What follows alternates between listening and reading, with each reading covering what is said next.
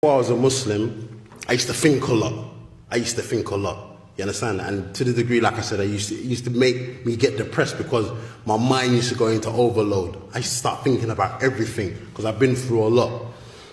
Now, when I started looking into religion, I started looking at society and looking at everything that I see, and I say to myself, everything has a purpose. Everything. No matter what you look at, it's got a purpose. This microphone, this monitor, mobile phone, the bathroom, the camera, my jacket, my shirt, my trainers, everything has got a purpose.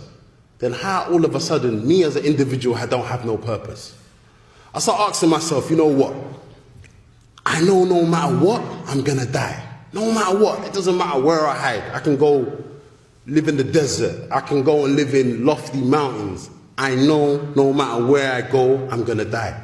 So I start asking myself, wait, am I created for no reason? What's the point of me being on this earth and then just living and then, you know, having a family, buying a house, having some luxuries, bam, I'm gone. Don't make no sense.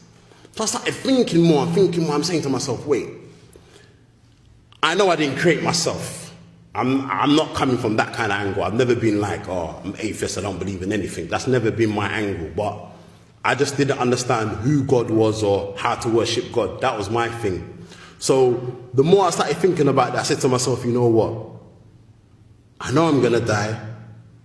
So what's my purpose in life? Is my purpose in life is just to be here, maybe have girlfriends, have women, have kids, have jewelry, have, what do you call it? I don't know, luxury things, and then I'm just going to die. I said, this don't make no sense. It don't make no sense because then God created me for a silly reason. So I started thinking, what's my purpose of life? And that's when you start looking at things like, you know, the prophets. I start reading about the prophets. I start reading about the prophet Moses and whatnot. And I noticed one thing when I started looking into all the prophets. They all call to the same thing. They all call to worshipping one God. You will never find evidence from any prophet or messenger where they call to other than that. And if you look at the religion of Islam, what does it emphasize on? It emphasizes on Tawheed, worshipping one God, directing your worship to one God, not associating partners with God. And one of the things when I looked into Islam, I asked the people who were Muslim, I was saying, wait, but you don't worship Muhammad though? Like, you do everything he does, like, what's all that about?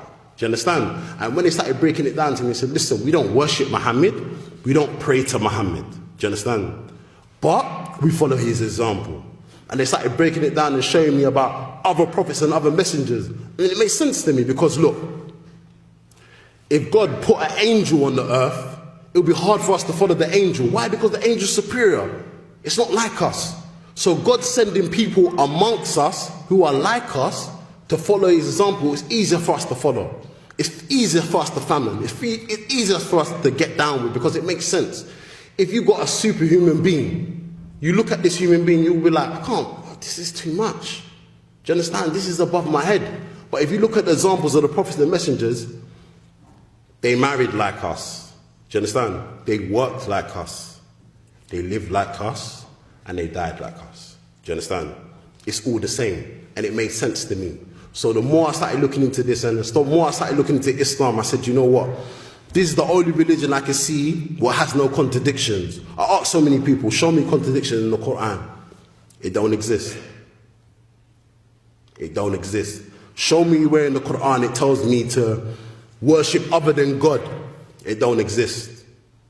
So when I started looking on the emphasis on Tawheed, it made sense to me, directing my worship to one God. Because when I was looking into Christianity, all this God is free and stuff like that, I couldn't get it around my head. It was too much for me. And the next thing, I'm being honest with you. I'm just going to be open with you.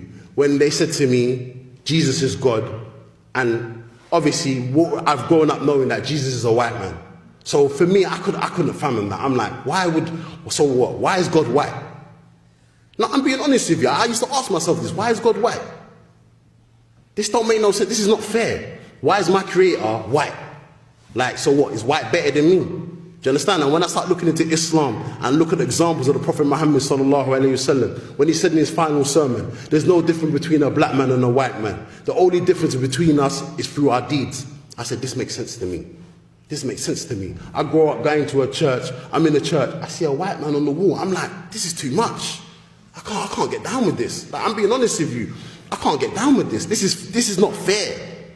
This is not fair. Why is my creator white?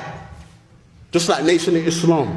Why is their creator black? It don't make sense. So it makes, okay, if God is black, so what about white people and every other race? How are they going to feel? Do you understand? So it's the same thing. So when I started looking into Tawheed and looking at the values and the teachings of Islam, I said, you know what? This makes sense to me.